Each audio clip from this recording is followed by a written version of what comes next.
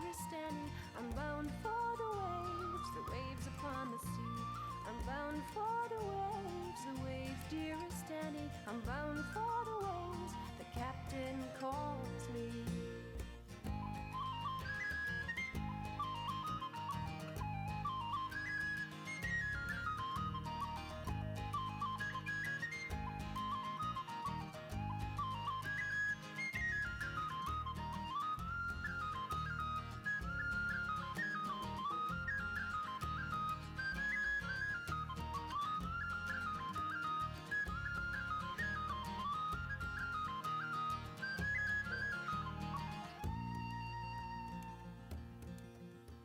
I'll wait for my sailor for 6 months and many. I'll wait for my sailor till he comes home from sea. I'll wait for my sailor for 6 months and many. I'll wait for my sailor till he comes home from sea. I'll wait for you, my dear, for time love will not fear. I'll wait for you, my dear, till you come home from the sea. Oh, I'm bound for the waves, dearest Annie. I'm bound for the waves upon the sea. I'm bound for the waves, dearest Annie. I'm bound for the waves, the captain calls me. I've married my sailor for 6 months and many. I've married my sailor, now he is safe with me. I've married my sailor for 6 months and many. I've married my sailor, no more he'll say to me. Oh, I'm bound for the waves, dearest Annie. I'm bound for the waves upon the sea. I'm bound for the waves. Everyone, I am the Journal. We'll be starting very momentarily. I would like to let you know to silence your cell phones. There's bathrooms out that door. There will be a 10-minute intermission. As you obviously have already known, there is snacks that are available.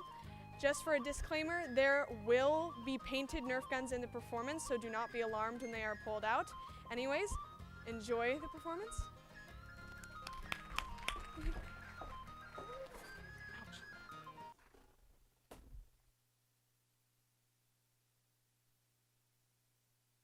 Be here? Or am I already lost?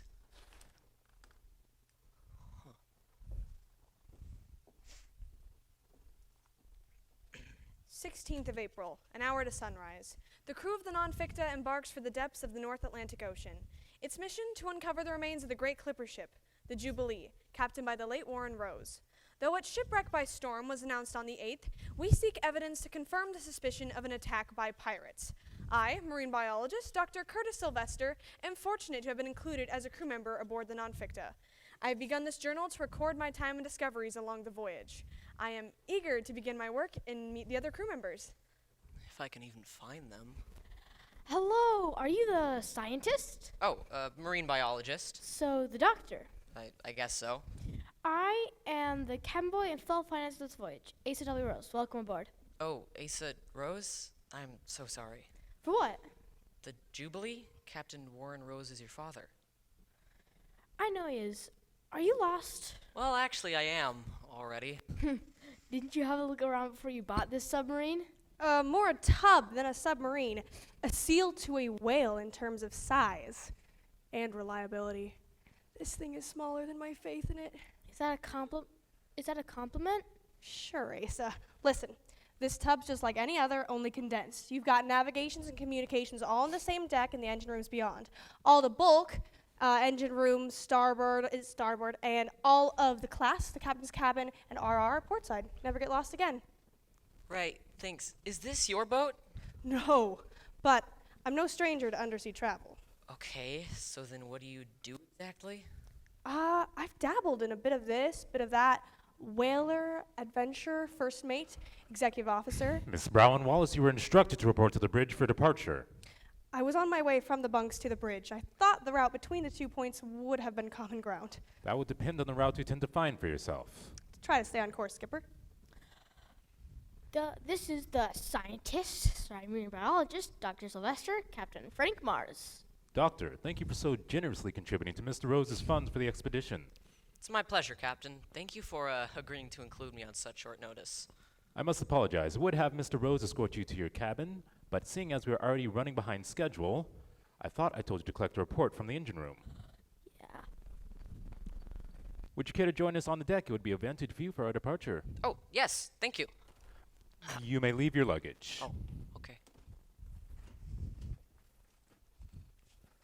This is the non-FICTA's deck. It's a bridge. We have the helm, Navigations. Communications, active and passive sonar, that's how we know our surroundings. This panel has a direct connection to the exploration pod, which can detach from the submarine for salvage or research purposes. Wow. Dr. Silvester, I'd like to address why you essentially bribed me to be part of this exploration. Is there a more specific motive for your desperation to be here? Bribed you? Look, this wasn't a bribe. I wasn't doing anything with the money anyways, and besides, I'm a marine biologist who's never really been at sea. This was a great opportunity. I'm curious. Captain, I can't pilot the non-FICTA from the engine room, and I can't run our engines from the deck.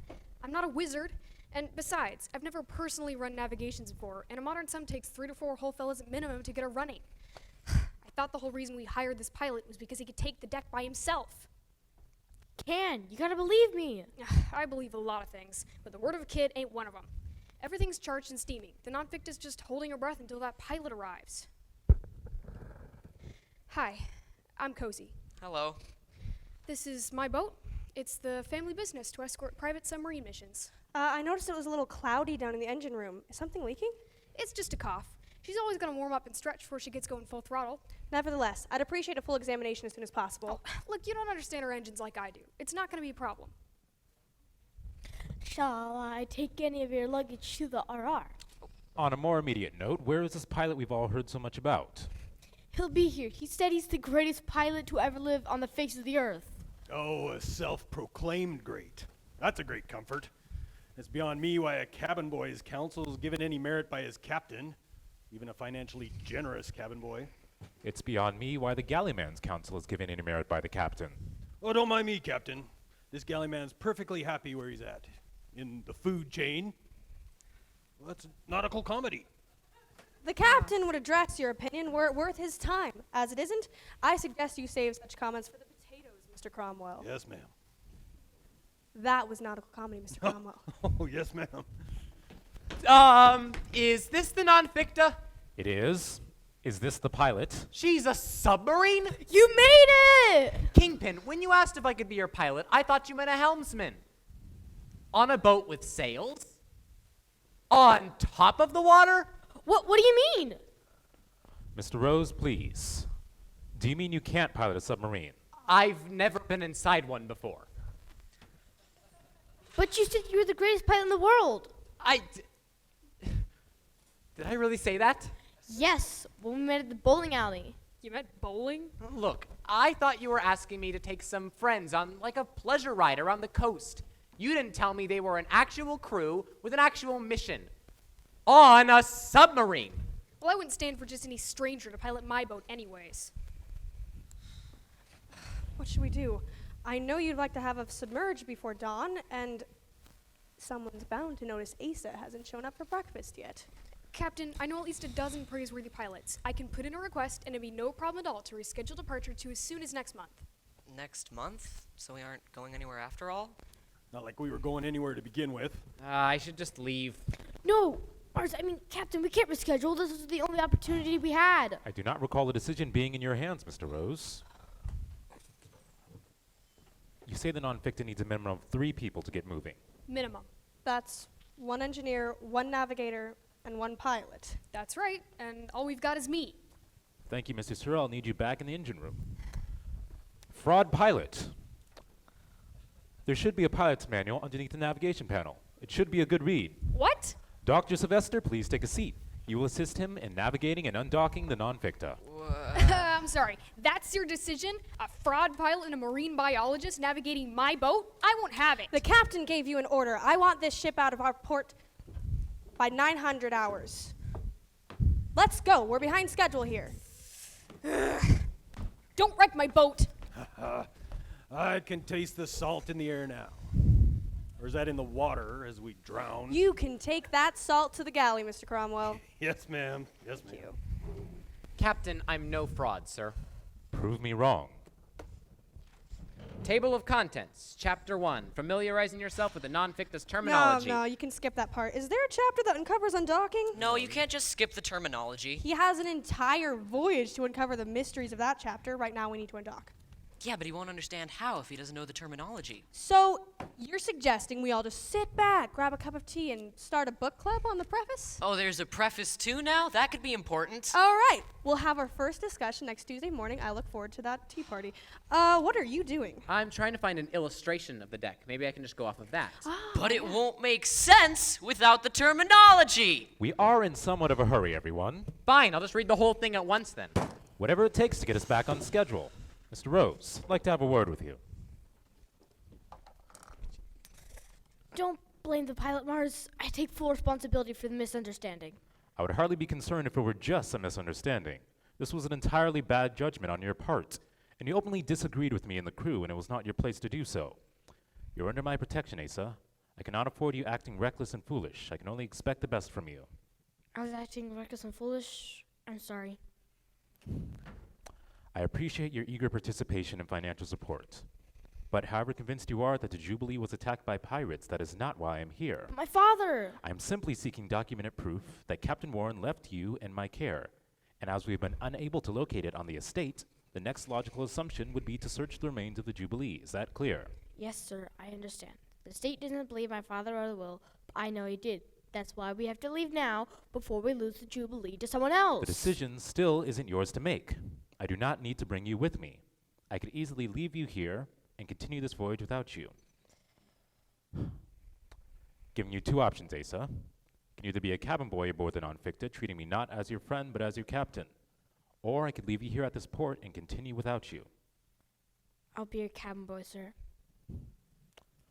Your father was my best friend, Asa. I swear by his memory will bring honor and meaning to his final mission. Really? Really. Good goodness. What was that? I believe that was the non-ficta undocking.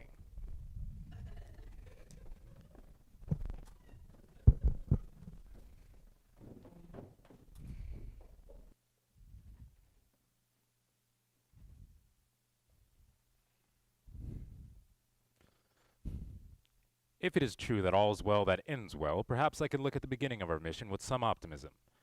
It would be shameful if we had only undocked behind schedule, but this is only a preliminary cause for my concern.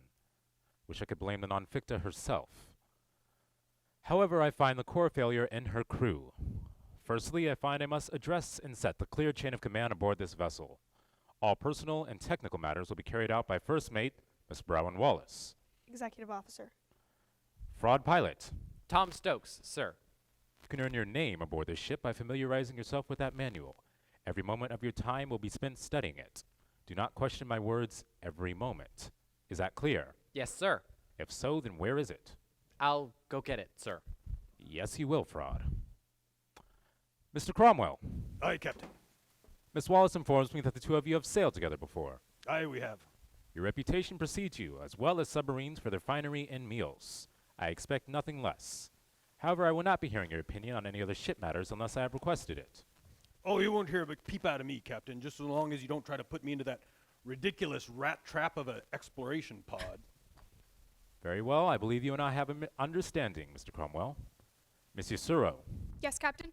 the non-ficta may be your ship, but I am its captain. If I make an order to burn her hull, I will not have you question it. I believe Miss Wallace requested an evaluation of the excess engine smoke. I would like a report as soon as possible. Aye, Captain.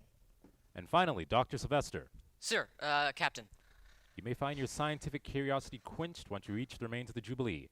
However, you will be most useful doing as you were told and staying out of everyone's way. Of course, Captain. With everyone's cooperation, we should reach the remains of the Jubilee within 3 days. Dismissed.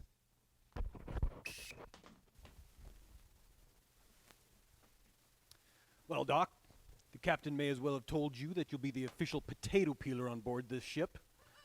And I can't wait to show you the view from the galley. Really? Yeah, it looks a lot like a stack of dirty dishes. Mr. Cromwell, the doctor is a respected passenger aboard the non-ficta. Yeah, but you ain't, cabin boy. You'll be cranking day and night for me, just because your father, rest his soul, was the captain of the Jubilee don't make you no privileged celebrity on board, no matter how rich that inheritance leaves you. Hey, lay off him. He can make you cry when you see Embola split.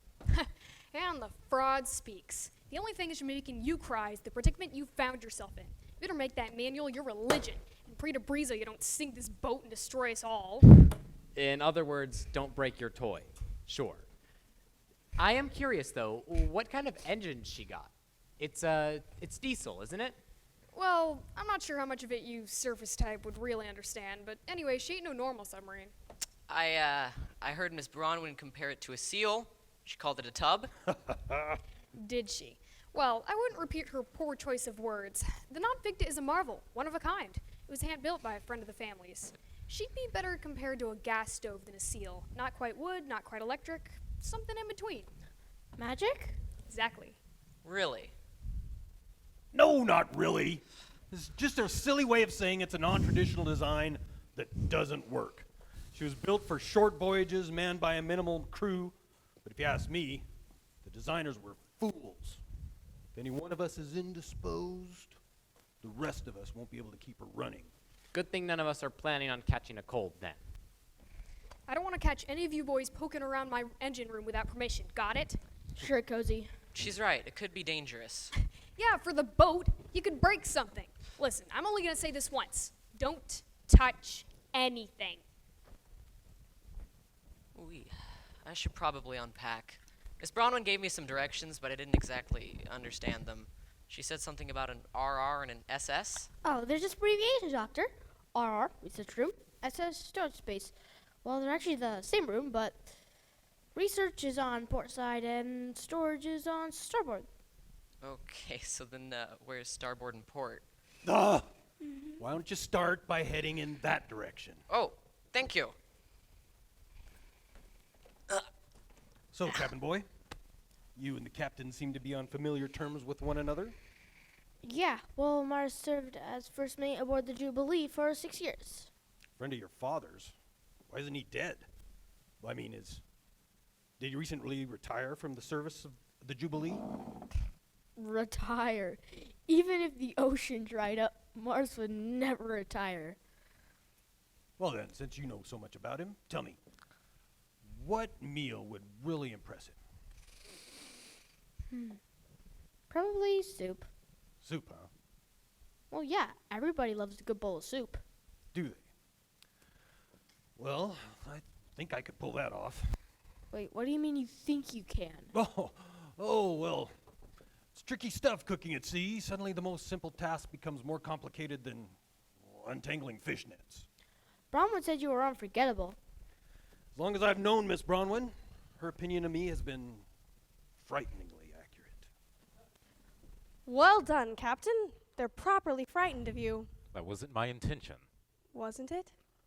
I merely set a precedent that will ensure everyone's success. This is only a short voyage, and there isn't enough room for imaginations to run wild. We simply came to get Captain Warren's will and a factual witness of the shipwreck Jubilee. Most people would call that an exploratory mission. Miss Wallace, we have a clear course, an explicit mission, and it's well enough having an inexperienced crew. All right, Mars, but don't forget, it's your first time as acting captain. Maybe with that in mind, you can relate with their inexperience. Doubtful. Noah did not relate to the animals on the Ark. Oh, come on, Mars. They may be colorful. But I have a feeling we've got a handful of potential geniuses on board. A friend of mine did say that any crew, no matter their experience, could be capable of greatness if every man was willing to give his finest. I've heard the same of marriage, but the question is, are you willing to give your finest, Captain?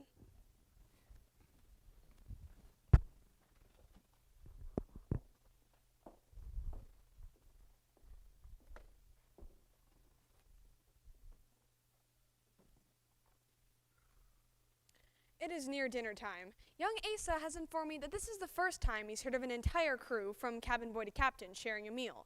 I feel honored to be part of such a revolutionary experience, though the captain informed me it's not a matter of honor, but just common sense that we eat together. Already I feel like a fish out of water, though it's come to my opinion that everyone else secretly feels the same way. Although everyone but me is no stranger to life on the ocean, Bronwyn and Cozy are the only ones familiar with undersea travel, which makes everyone's experience and terminology quite unsound. Even, especially that of the captain's. For example, he keeps calling the non-FICTA a ship when Miss Bronwyn said that boat would be the proper choice of words. I find myself confused learning from a confused crew. Though, after a thorough tour, I feel confident enough to sketch a layout of the submarine for future reference. Miss Bronwyn was even patient enough to answer many of my questions, although they seemed to concern her. This is the face she made when I asked if the submarine had any windows. Are you drawing something? Oh, kind of. Hey, it's Bronwyn. Yeah, that's her. You drew Mars too. You look sort of cantankerous.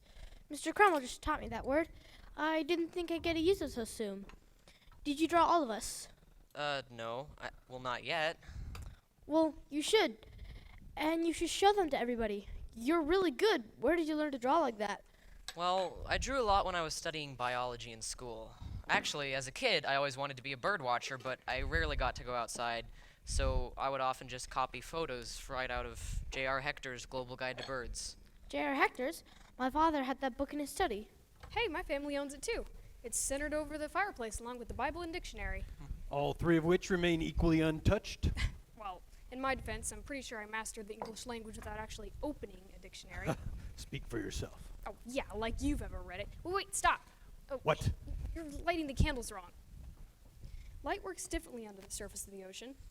Down here, you must light a candle 5 times to ensure its constancy. But why? Scientifically, that doesn't make any sense. Not all rituals are based on science, Doctor. Tradition goes much further back and lasts for much longer. Superstitious rubbish. I won't have you wasting matches. That will ensure its constancy. Mr. Cromwell, you don't have a spit of imagination, do you? Well, it took plenty to make this dinner. Spit or imagination? Cromwell has plenty of imagination. You should have seen him in the kitchen. Yeah, well, children should be seen and not heard. And I won't have you running about clanging a dinner bell 3 times a day as if we were a bovine herd. We all, well, most of us, can speak English. A hearty shout should be enough. Really? Really?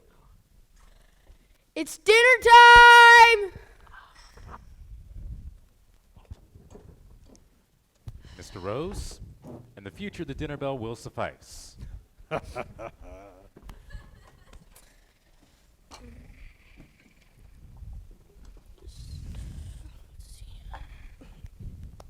Heavenly Father, thank you for this meal.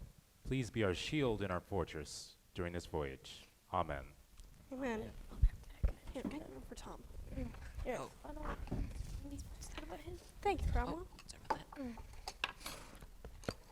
that. Interesting.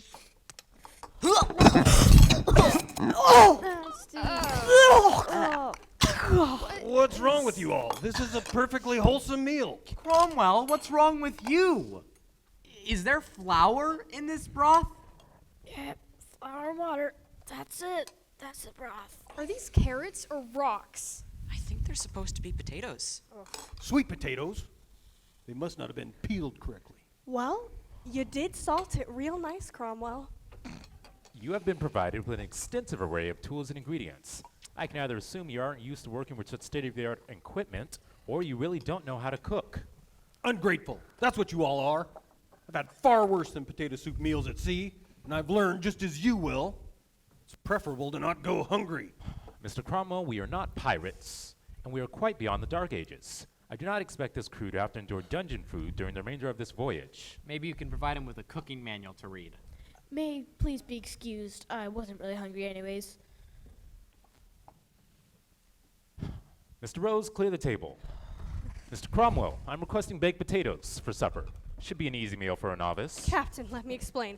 Cromwell and I go way back to my whaling days. He saved my life. He needed the job and I owed him one. So he may be crusty and he speaks louder than he thinks, but he knows what's important. I trust him. Captain, I have a report on the engine smoke. Check this out. Ever seen one of these before? No? Actually, Bronwyn, you have. There are dozens of them all over the engine room, holding pipes together, attached to the vents, everywhere. What do they do? Do? Well, not a thing. In fact, the designer didn't even have a name for these little guys. But I like to call them ghost parts, because he used them as a cheap way to connect two pieces of equipment without having to pay the cost of a patented part. Are they broken? Oh, bro, well, of course not. I mean, some of them have some minor leaks and tears, particularly the ones that direct smoke traffic, I think, like a chimney. Can you repair the parts? Well, were I in my family's shop, I'd weld you an entire new set. But for now, I can tighten the screws and maybe patch them up with some tape. They shouldn't be a problem. Let us know if they are. Tape. Our pilot is a fraud, our galley man can't cook. The doctor's a deadweight, I'm babysitting an 11-year-old, and we're a piece of tape away from an engine failure. Anything you'd like to add? Sounds like a recipe for an adventure. I suppose, as a friend of mine would say, on y va. From bow to stern, I've been searching the seas. From port side to starboard, I'm scoping. From east to west and from Rome to Greece. From north to south, I've been hoping that I'll be struck with the riches of men who know not what they'll be missing. For they'll be struck with my steel, and then my darling at port I'll be kissing. And it's one more raid till my boat shall be full. That's one more chorus length I'll sing. So I'll pocket myself 13 pieces of gold, and one to take home to my darling. 21st of April. The fraud hasn't stopped singing this song since we left port. Apparently it's an old raiding song, you know, the kind with 37 verses in an addictive tune. It's come to the point where the captain has requested Tom to find a different song to sing. But what with the thousands of lyrics and tunes in that brain of his, he has obviously yet to find a replacement. All right, can you please sing something else? Oh, come on, Kurt. It's the first time I've sung it today. Right, okay, will it be the last? Breakfast time!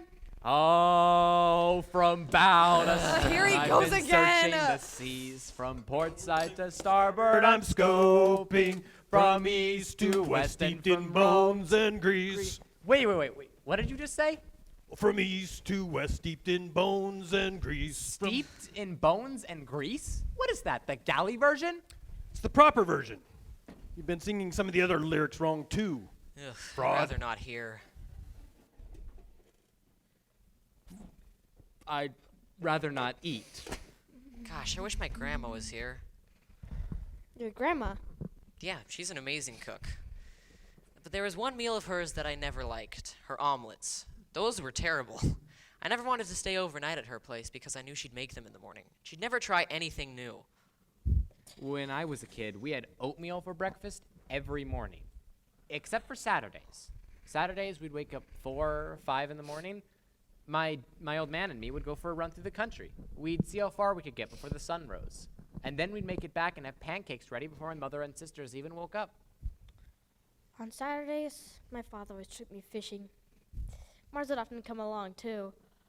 But they could never understand why I always caught the biggest fish. Yeah, I hate fishing. Gosh, I'd hate to be fished. Plucked out of the sea by a hook and an eye and tossed in an icebox. I can't stand confined spaces. How are you doing in a submarine?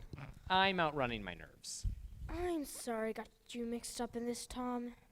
Are you kidding? I'd been passing my time for months by throwing heavy balls at pins. I needed an excuse to sail again. You probably won't want to go bowling with me again, will you? As a matter of fact, when we get back, you, me, and the doc are forming a league. Look, kid, I don't know who needed a friend more, you or me, but I'm glad we met, okay? Okay. Wait, did you just say we're forming a bowling league? I've never been bowling before. Is it dangerous? I take it back. Kurt's the one in most desperate need of a friend. Hey, can you identify what I'm picking up on the sonar? See, that's what always gets me about this undersea travel. Were we above the water, there would be none of these complications. Actually, Kingpin, I think we might have just found the Jubilee. Miss Wallace, you know I can't do that. Pod only carries 3 passengers, and I've chosen Dr. Silvester to fulfill the only purpose he has on this mission. Myself for my familiar knowledge of the Jubilee, and you for your familiar knowledge of pirate combat. It will be poor judgment to bring a cabin boy along for the mission. But this is why you brought him, isn't it? I brought Mr. Rose along to prevent anyone from relocating him to an orphanage before my return. In layman's terms, I kidnapped him. Good for you. But proving to me or to a judge that you're his official godfather without documentation is not as important as proving to Asa you really care to be there for him. He knows I want what's best for him. Yeah, it sure looks that way, making him a cabin boy and treating him like a stranger on this tub. I'm confused. Are you upset with his position aboard the ship or my decision not to bring him along? So the Jubilee was his father's ship. Don't you understand the importance for him to see that? I believe it could be a traumatic experience. Or it could be conclusive. The kid's used to long absences from his father, and it's clear he hasn't fully realized or accepted his death. What if the Jubilee wasn't taken by storm? What if Asa's right and it was attacked by pirates? Would you want him to be first witness to that evidence? I believe it could develop a noxious desire for revenge inside of him. What's preventing you from that? I haven't forgotten Warren was your best friend. Please, Mars, let Asa take my place. The doctor, you and I will comprise the exploration team. My decision is final.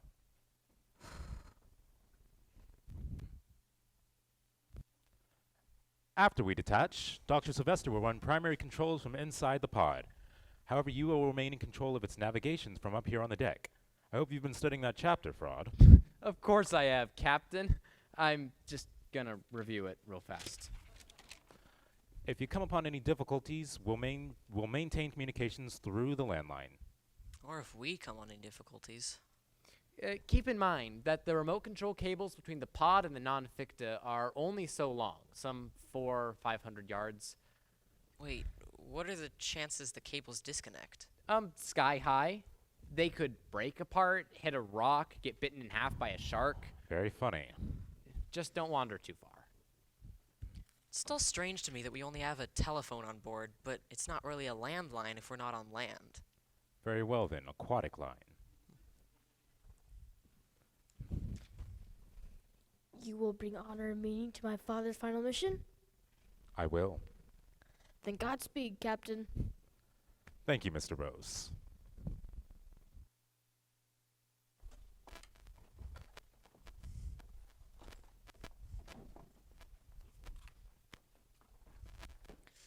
I will never forget the last few hours spent on the mission. The memory was such the stuff of a disturbing dream that didn't quite have the fear power to awaken you.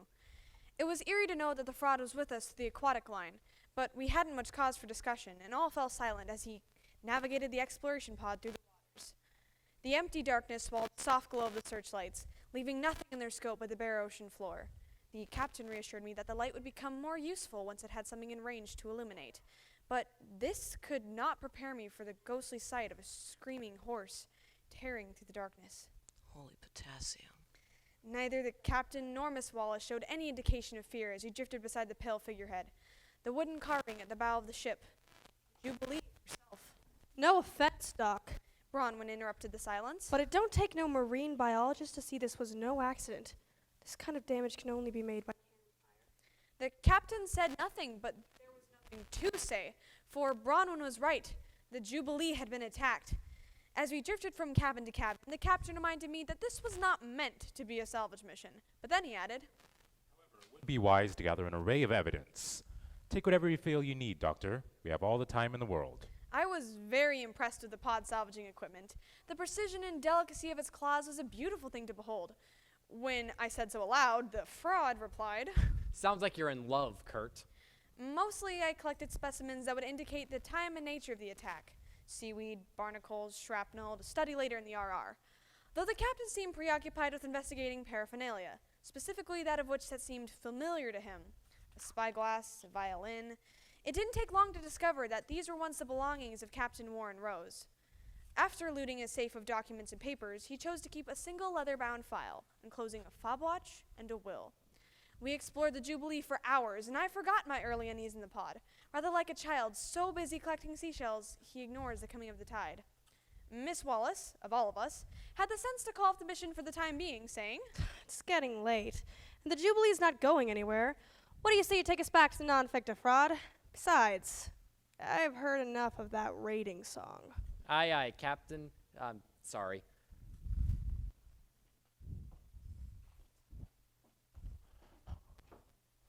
I'd like everything sterilized before they are handled by anyone else. Do you think that you can have that done before supper?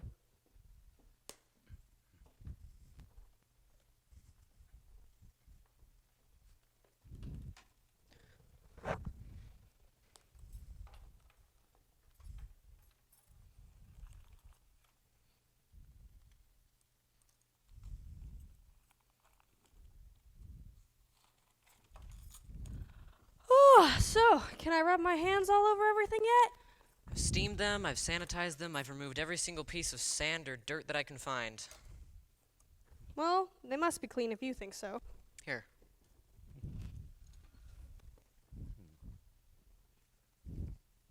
What's that? He kept it with him. What? What is it? It's a treasure map. I mean, obviously, look. Longitude, latitude, coordinates, instructions. What else could it be? You can read it? Of course not. I've never even seen a language anything like that. Without getting it out on my equipment, I'd have to assume it's at least a few thousand years old. But a map's a map. Can you decipher it? I'm not sure, but in the case of the dancing men, Sherlock Holmes once deciphered a code made up of symbols simply based on a mere understanding of language and communication. He searched for repeating vowels, sentence structure. I used to do that kind of thing with my grandpa for fun. I can certainly give this one a try. You will do nothing of the sort. You will return the map to me and not speak of it to any of the crew. What? Mars, why? Captain Warren and I found this on our last voyage together. He became half obsessed with it. He thought it would lead to great treasure, but he foolishly shared what he had found with the rest of the crew. His excitement ignited a spark that spread like wildfire wherever we set anchor. Captain Warren has a map that will lead to great treasure. Got us into many close calls. When he finally returned home, I told Warren to get rid of it. Must have kept it with him. Could be why he was in such a hurry to set sail again. Could be why the Jubilee was attacked. He didn't take you with him? Mars had scheduled a proposal for me out of town, and Warren wouldn't wait for him. Oh, that's awful. I'm sorry, Captain. Wait, a proposal? Like a proposal? You two are married? Engaged. You didn't know? You never said. I thought it was obvious. Aren't we, like, glowing or something? No, we're going home at 0800 hours tomorrow. Really, Mars, I didn't think it was in you to make a decision based on emotion. I thought you said we had all the time in the world. I am not being emotional. You feel responsible for Warren's death, and you resent the map as if it had a soul, but this isn't your fault, and you don't have to keep running away. We have a potential genius who could read the map. That's exciting for all of us, especially Asa. He could finally find out what his father was looking for. Whatever it is, it won't be worth the trouble, and I will not allow Mr. Rose to hear of it. We don't know if he hasn't already. His father could have mentioned it before he left. Are you asking me to prolong our brief mission and embark on a wild goose chase? Don't act like it's such a silly idea. Aren't wild goose chases our profession? This one does not arouse my curiosity. Well, forget curiosity. This is about opportunity. We have a submarine, the best invention for seeking underwater treasure, a little trickier for pirates to find, and the map. No one in the world knows we're here, and no one can say we stole the map because Ace is the rightful heir. Our odds couldn't be sweeter.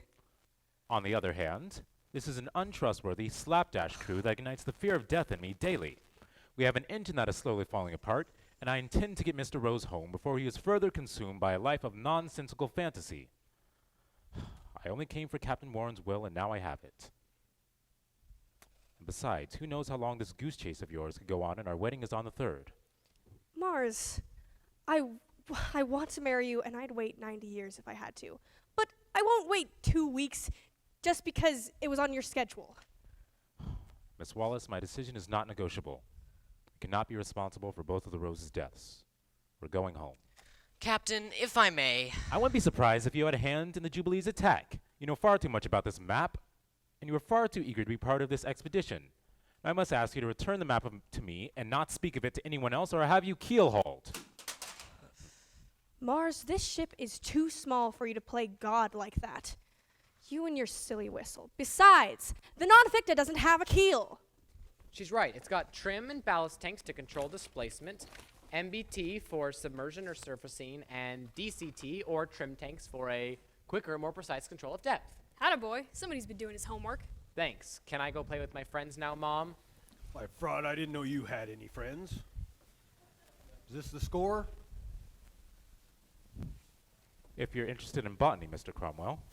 What'd you see out there? Asa was right. The Jubilee had been attacked. By pirates? Well, we assume, but there's really no way to know for sure unless we find a pretty clear clue from the wreckage. Well, maybe somebody carved their name in the deck. I found a lot of real evidence, shrapnel, a cutlass, but even a microscope can't answer all of our questions at this point. Never thought it could. Well, this is a dead end. I think what Cozy means is that she was expecting you'd find, like, a treasure chest or an ancient curse or something. Nonsense. I don't know what keeps putting this idea into your heads, but we are not pirates or adventurers. This is not a salvage or payload mission. Must I remind you all that the purpose of this mission was not to tow the Jubilee back home. We simply came to get documented witness of the shipwrecked Jubilee, gather Captain Warren's last will and testament, and I am pleased to say we have done just that. And now I don't see why we shouldn't be halfway home by tomorrow evening. Mr. Rose, I believe your father would want you to have this.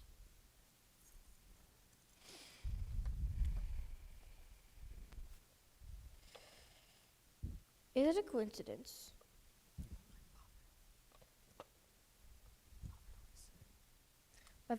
I always told my father that time could be your greatest ally or your greatest enemy, depending on your point of view. You kept the map, didn't you? Is it a coincidence that of all the things you brought back, you chose this? Your father did not believe in coincidence. Neither do I. You know we have to keep going. You don't understand, Asa.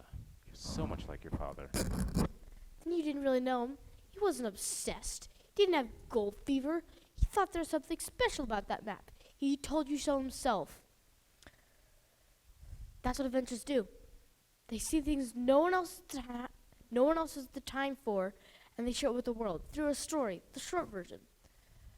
Before he left, my father told me that if it just turns out to be some great treasure, that I could have his watch. I think your father was right. I felt the same thing, a sense of urgency in the writings on the map, like a note to a loved one, last will and testament. The doctor thinks he can read the map, Asa. I'm sorry, what are you all talking about? What map? The map in the captain's pocket. It's not for any of you. If you're basing that logic on the phrase finders, keepers, that's very pirate of you. It is not for anyone. Our mission is complete. We are going home. Mars, you promised. I'm finishing your father's final mission. Going to burn the map. No! All right. I didn't chase the Jubilee across the blasted ocean to see that map destroyed, under attack by pirates. Of course it was. Could have just asked me, Bronwyn. On behalf on the fallen crew of the Locker, I will be directing this conversation. We do this clean, I'll swear you in on the portion of the treasure. As for the rest of you, keep still or the dash on your tombstone will be a short one. Mr. Cromwell, I presume captain of the Locker?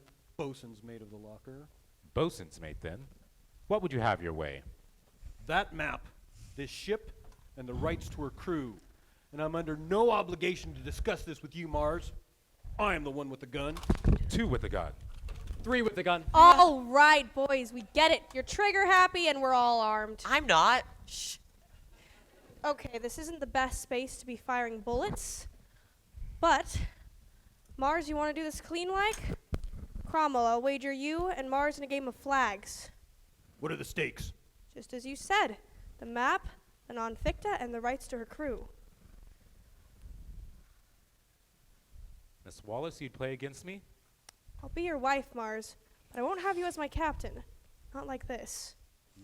I haven't played flags in ages. All right. I accept your terms. Here, we can use my deck. No, Cromwell is a short deck. Use the frauds. Any superstitious tips, Monsieur Suro? Hold your breath when the cards are dealt. Don't cheat. Thank you. So what is flags? It's a game.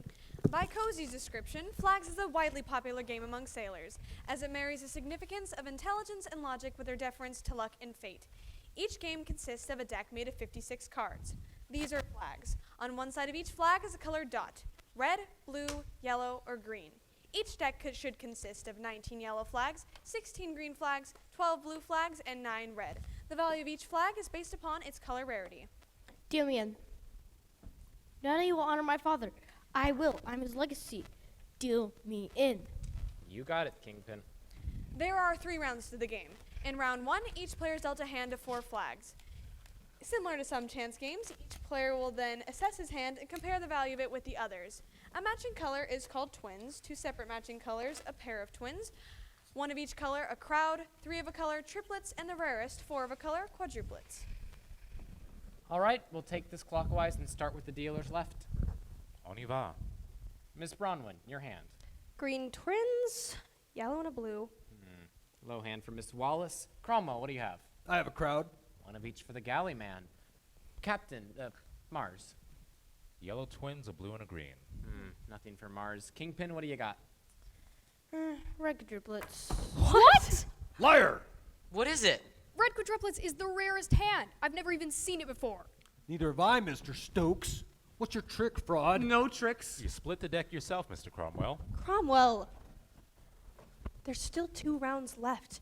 And Ace's deductive reasoning can't compare to the rest of ours. You can do this. Forget the kid. Just keep your eyes on Mars. I need that map. If we get home, they'll put me behind bars. I know. I wanted to do this clean. If we lose, we'll put a gun to the scientist's brain. He's the one with education that can read the map. He'll leverage us a new deal. Back for more, kids? Deal us in for round 2, and you keep your mouth shut, fraud pilot. In round 2, each player is dealt another hand of 4 flags. Each player will then bet on the quantity of his choice color in play. Most accurate bet wins. Asa won the first round. Now everyone has to keep in mind what colors have already been used, the amount left in the deck, and the likelihood of which ones could currently be in play. Mars and Cromwell are excellent at this. Ladies and gentlemen, all bets are final. 1 red. 4 greens. I'll bet 5 greens, sir. Well, bet there are at least 4 yellows out there. Hands on the table. Let's see, we've got a 1, 3, 7 yellows, and 5 greens. Round 2 goes to Mr. Cromwell. All right, what happens now? He and Asa are tied up. They'll finish this with round 3. Sometimes unreached, the third and final round is the most simple and most perilous round of flags. The 2 finalists will bet on which color will be dropped from the top of the remaining deck of flags. Winner takes all. Would you care to place the first bet, Mr. Rose? No, thank you, Mr. Cromwell. It's your game. I joined late. Very well. It's your funeral. I'll bet a blue flag. Asa? Kingpin. Mr. Rose? I bet the red flag. Asa, there are 24 flags left in that deck, and only 1 of them is red. Are you sure you want to do this? I'm a gracious man, lad. I'll allow a reconsideration. I don't want a pirate's grace. I stand by my bet. So be it, boy. Go ahead and raise the flag, Tom. It's red. Yeah, you did it! Kingpin, way to go! High five, buddy! Yes! Yeah. That was a weak high Drop five. him, or you lose the doctor and the pilot. Drop him. Do it, Mars. That map, or there's no one to point the way. Sorry, Cromwell. No pirate. Captain. Captain. Captain. Thank you. None of you are homesick yet?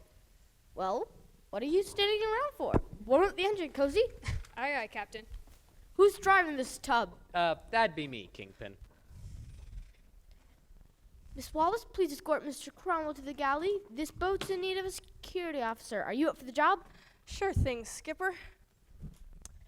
Dr. Silvester, get to work on deciphering that map. Yes, sirree, Captain.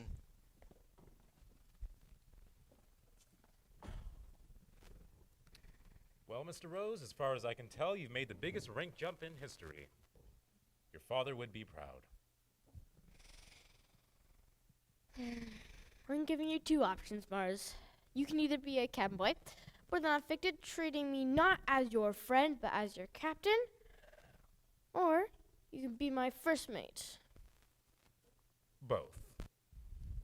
Then blow your whistle, Mars. We're going on an adventure.